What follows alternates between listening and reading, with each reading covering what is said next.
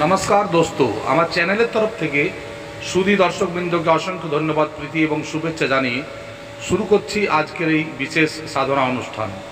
দর্শকগণ, আজ আমরা আলোচনা করব এই পরিসাধনা নিয়ে, যে পরিসাধনা সামনে আসন্ন যে সূর্যগ্রহণ এবং অমাবস্যা, মহালয়ার অমাবস্যা এবং শুরু হচ্ছে নবরাত্র, এই মহাসংযোগে এই সাধনাটি আপনারা শুরু করতে পারেন। দর্শকগণ, এই সাধনা একটি পরীর সাধনা এবং এই পরী খুবই ধনধান্য সম্পন্ন এক পরী এবং এর কাছে দৌলতের অর্থাৎ ধন সম্পদার কোনো কমি নেই। কারণ এই পরী শিবলোক থেকে আসে এবং এই পরী ভগবান ভোলেনাথেরই সেবিকা। দর্শকগণ, এই সাধনা যখন আপনারা করবেন তখন আপনাদেরকে কিছু বিধি নিয়ম মেনে চলতে হবে। যেমন আপনাদেরকে সাত্ত্বিক ভোজন করতে হবে, সাত্ত্বিক পরিধান করতে হবে এবং কোনো রকম কোনো নেশাগ্রস্ত হয়ে এই সাধনা আপনারা করবেন না। দর্শকগণ, এই পরী দেখতে খুব সুন্দর, দুধের মতো উজ্জ্বল এবং তার গাত্রবর্ণ সম্পূর্ণ গোলাপি রঙের মতো।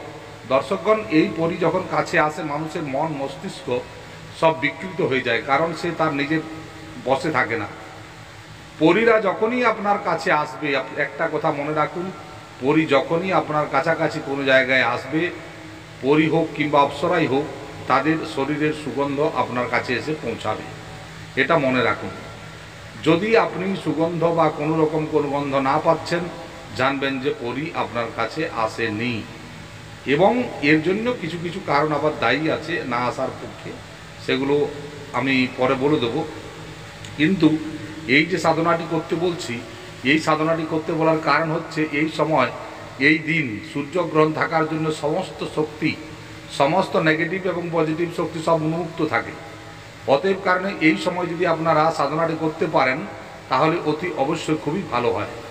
আপনারা সূর্যগ্রহণের টাইমটি আপনারা গুগল থেকে চেক করে দেখে নেবেন, দেখার পরে আপনারা ওই সময়ে এই সাধনাটি শুরু করবেন। এই 21 তারিখে আপনাকে সাধনায় বসতে হবে এবং এটি একদিনেরই সাধনা। কিন্তু যদি পরী না আসে, দৌলত পরী না আসে বা আপনার কাছে হাজিরা না লাগায়, তাহলে অতি অবশ্যই আপনার এই সাধনাটিকে কিছু কন্টিনিউ 2-5 দিন কিংবা 7 দিন পর্যন্ত আপনারা টেনে করবেন। দর্শকগণ, এই সাধনা করার জন্য সর্বপ্রথম আপনাকে একটি আসনে বসতে হবে। আপনি একটি এমন কক্ষে বসবেন যেটি কক্ষটি সুসজ্জিত থাকবে এবং ওই কক্ষে অন্য কোনো ভারী জিনিস রাখা চলবে না বা কোনো দেবী দেবতার ফটো থাকবে না এবং ওই রুমটি সম্পূর্ণ সুগন্ধিত এবং রুমের ভিতরে গোলাপ ফুলের পাপড়ি আপনারা ছড়িয়ে দেবেন। উত্তর দিকে মুখ করে আপনি বসবেন একটি আসনের উপর এবং একটি পরীর ফটো আপনারা ওই জায়গায় একটি চৌকি বিছিয়ে, চৌকির উপর সাদা কাপড় বিছিয়ে আপনারা দৌলত পরীর ফটোটিকে ওখানে রেখে দেবেন। রাখার পর আপনারা ওই পরীর ফটোটিকে আপনারা ইত্র বাগানা দিয়ে আপনারা সুগন্ধিত করে দেবেন এবং ওই পরীর ডান দিকে, পরীর ফটোটির ডান দিকে আপনারা একটি দেশি ঘিয়ের প্রদীপ জ্বালাবেন এবং সুগন্ধিত আগরবাতি জ্বালাবেন। যদি চামেলির তেলের প্রদীপ জ্বালাতে পারেন খুবই ভালো হয় এবং ওই প্রদীপের তেলের মধ্যেও এক ফোঁটা ইত্র আপনারা দিয়ে দেবেন এবং এই পরীর সাধনাতে যে ভোগ নৈবেদ্য দেওয়া হবে সেটা হলো সাদা রঙের যে কোনো মিঠাই। সাদা রঙের আপনারা বরফিও নিতে পারেন, রসগোল্লাও নিতে পারেন এবং এই পরীর যে সাধনা আপনি করছেন, এই পরীর সাধনা ক্ষেত্রে সর্বপ্রথম আপনারা ওই জায়গাটিকে সুরক্ষিত করে নেবেন, অর্থাৎ সুরক্ষা ঘেরা লাগাবেন এবং নিজের দেহবন্ধন করবেন।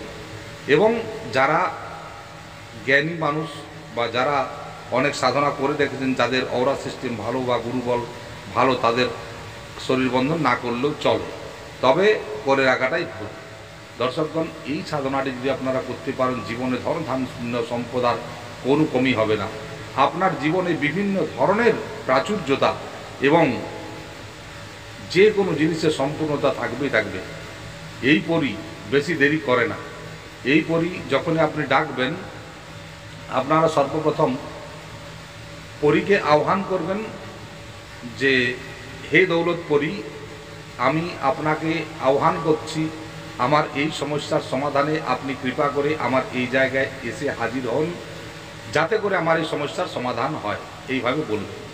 বলার পর আপনারা পরিচিত্রের দিকে তাকিয়ে সেটিকে আপনার মন মস্তিষ্কে আপনারা একটা সুন্দর ভিজুয়াল বানাবেন এবং এরপরে স্ক্রিনে একটি মন্ত্র আসছে, ওই মন্ত্রটি আপনারা জপ করবেন।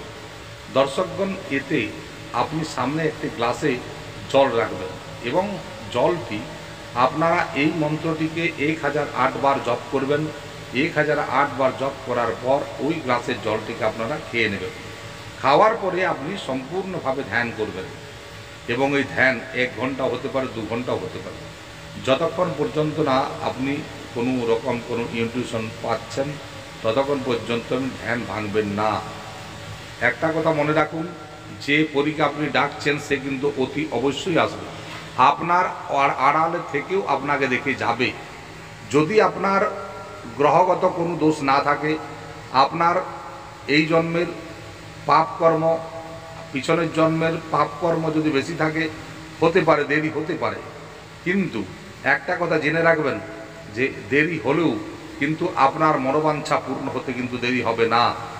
তাই যারা অনেক সমস্যায় জর্জরিত, যারা ধন সম্বন্ধিত বিভিন্ন সমস্যায় জর্জরিত মানুষ, তারা অতি অবশ্যই দৌলতপুরী সাধনাটি আপনারা করবেন। এবং এতে সর্বপ্রথম গণেশের আরাধনা এবং ভগবান শিবের আরাধনা এবং গুরুর আরাধনা আপনারা করে নেবেন এবং তাদের পঞ্চপূজার পূজা আপনারা করে নেবেন। করার পরে আপনারা পরীকে আহ্বান করবেন এবং পরীর সাধনা শুরু করবেন। এবং আপনার যারা পূর্বপুরুষ আছেন তাদের জন্য আপনারা তাদের কাছে প্রার্থনা করবেন যে আমি এই সমস্যার সমাধান পাওয়ার জন্য পরীকে আহ্বান করছি, আপনারা আশীর্বাদ করবেন যেন আমি এই কাজে সফল হই। এইভাবে বলে আপনারা সর্বকাজটি সম্পন্ন করবেন। দেখবেন পরী আপনার কাছে আসবেই এবং আসবেই।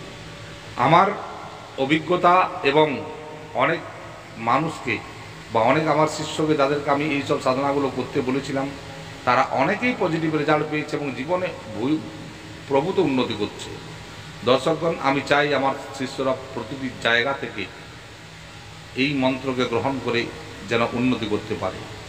দর্শকগণ, আর একটা কথা বলে দিই, যারা এই সাধনা করবেন অতি অবশ্যই এই মন্ত্রের একটি দীক্ষা নিয়ে নেবেন। দীক্ষা ছাড়া কোনো কাজ হয় না।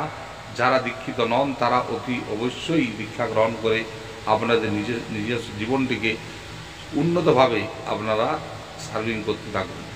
দর্শকগণ, জীবনে অনেক কিছু পাবেন, কিন্তু যদি একটু ভালোভাবে খোঁজখবর নিয়ে কাজ করেন, জীবনে অনেক কিছু পাওয়া সম্ভব, যা সবার কাছে একটি দুর্লভ বস্তু। দর্শকগণ, এই দৌলতপুরে যখন আসবে, দৌলতপুরীকে আসার মাত্রই আপনি প্রণাম করবেন এবং দেবী বলে আপনি প্রণাম করবেন। কারণ একে অন্য কোনো রূপে বা অন্য কোনোভাবে প্রণাম করে চলবে না।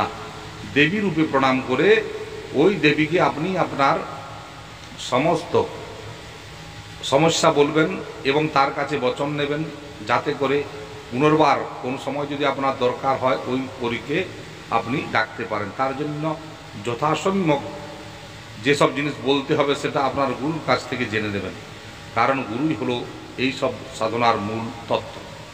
যদি গুরু আপনার সঙ্গে না থাকে কোনো কাজের নয়।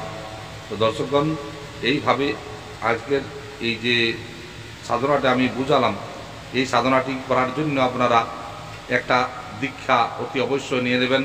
দীক্ষা ছাড়া কোনো সাধনা হবে না, হয়নি, কোনোদিনও সম্ভব নয়। গুরু কৃপা অতি অবশ্যই চাই। গুরু কৃপা এবং গুরুর আদেশ অনুমতি না নিয়ে আপনারা যদি সাধনা করেন, সে সাধনা ব্যর্থই হবে। দর্শকগণ, সাধনার রাস্তা এতটা সোজা নয়। তবে হ্যাঁ, আর একটি কথা আমি বলে দিই যে এই সাধনাটি আপনারা রবিবার কিংবা সোমবার কিংবা শুক্রবার যে কোনো দিনই আপনারা করতে পারেন। দর্শকগণ, আমি একটা কথা জোর করে বলতে পারি যে যারা আমার মত অনুযায়ী অপ্সরা সাধনা করবে, তাদের যদিও প্রত্যক্ষ দর্শনে দেরি হয়, তবুও তাদের মনের ইচ্ছা অতি অবশ্যই পূর্ণ হবে। যে মনোবাঞ্ছা নিয়ে তারা অপ্সরা সাধনা করবে, সেই অপ্সরা আড়ালে থেকেও তার মনের ইচ্ছাকে অতি অবশ্যই পূর্ণ করবে। এটা আমি গ্যারেন্টি দিয়ে বলতে পারি। যাদের মনে কোনো ডাউট আছে তারা এসে আমার কাছে অপ্সরা সাধনা করতে পারেন, কোনো অসুবিধা নেই। আমি তাদের ভালোভাবে শেখাবো এবং যত দূর সাহায্য করার আমি করব। তো দর্শকগণ, এই দৌলতপুরী সাধনাটি আপনারা করে লাভান্বিত হতে পারেন। এই আসন্ন মহালয়ার অমাবস্যা এবং সূর্যগ্রহণ, এটি একটি মহাসংযোগ। এই সংযোগে কিন্তু করলে অতি অবশ্যই ফললাভ হবে। আপনারা ভালো থাকুন, সুস্থ থাকুন এবং সবল থাকুন। মা তারার নামে জয়ধ্বনি দিয়ে আজকে ভিডিও এখানে শেষ করছি। ভিডিওটি কেমন লাগলো অতি অবশ্যই শেয়ার এবং কমেন্ট করবেন। দর্শকগণ, আপনারা ভালো থাকুন। জয় তারা।